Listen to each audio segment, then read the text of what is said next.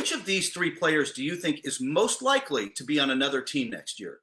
James Harden, Russell Westbrook, or Chris Paul? I mean, I gotta say Chris Paul, right? I feel like that's the answer. What about you? What do you think? I think it's Chris Paul because I think you're going to see Oklahoma City with Billy Donovan. We talked about this with Billy Donovan moving on. It's a sign that it's time. Like they had this kind of bounce back year. It changed their trajectory a little bit on how they're going to rebuild. But the fact of the matter is the rebuild is coming there. They have a zillion picks coming up over the next few years.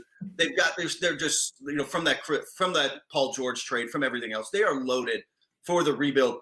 Sam Presti's as good at that as there is, but it's going to take some time. And you can get a lot back for Chris Paul. His value is not going to get higher after this season.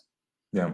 And the thing about Chris Paul, too, is, obviously he basically single-handedly beat all the odds, right? Took that team far into the playoffs, which was shocking. But I think when you look at the actual number of his salary, he's owed like $40 million next year. So he's got, I believe the number's $87 million over the next 2 years guaranteed, something close to that. See, and I think that is the only question is, okay, he's 35, 36. He has $87 million guaranteed over the next 2 years. Which team wants to pick that up? And if you have a taker or two, wonderful. But I think that's the only kind of trade, the hitch in the trade concept for OKC. Yeah, they can't just trade him for picks and young players. Like you're going to have to take back some ugly contracts, but you're in a position to do that too if you're really starting to rebuild. Because if you're moving him, right, you're moving Steven Adams. You're starting to think about what's next and who you're building around. So you've got Shai Gilgeous-Alexander, who's spectacular. Schroeder. You've got young players. So you've got the start of this. You're going to need to take on more. I think that though. This also kind of talks about the Rockets, that we're 2 Rockets on that list. James Harden, they're not moving. Tillman Fertitta came out and said they're not blowing this up. They still want to win a championship. Can they with Russell Westbrook, though? I mean, I honestly think they'll test the market for Westbrook. I'm not sure that they can move him because he's another guy owed more than $30 million a year for a few years out. But I'd look. Really? You would look?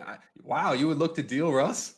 Yeah, can he and Harden win a title together? If that's your goal, how good are you with them? They might be the 6th best team in the East next year, or West next year. I mean, yeah, the West is just the West is just crazy.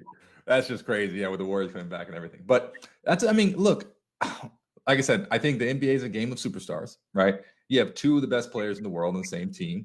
The question is, can you just put people around them and put them in a structure that works? And people were thinking with D'Antoni, okay, let's play small ball, but they can't play defense. They showed that they can play defense in the playoffs. They played actually amazing defense. It was actually incredible to see. But the problem was that Russell Westbrook was a turnover machine during the playoffs, and that was problematic.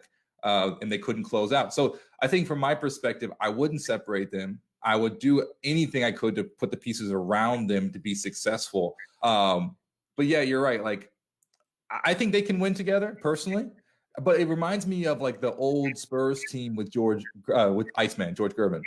Because think about George Gervin as a player. He was spectacular to watch, phenomenal scorer. He could just score at will. And those teams in the early 70s were just scoring title. They won every scoring titles back to back to back.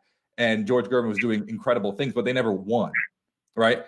And that's kind of where the Rockets are right now is, what James Harden is doing is revolutionizing the game. It's no question about it. Like, he has changed the game of basketball, and it's wonderful to watch. Everyone around the league is stealing his moves. Like, this is like what he's done is crazy. It's actually just unprecedented, but it's not translating to titles.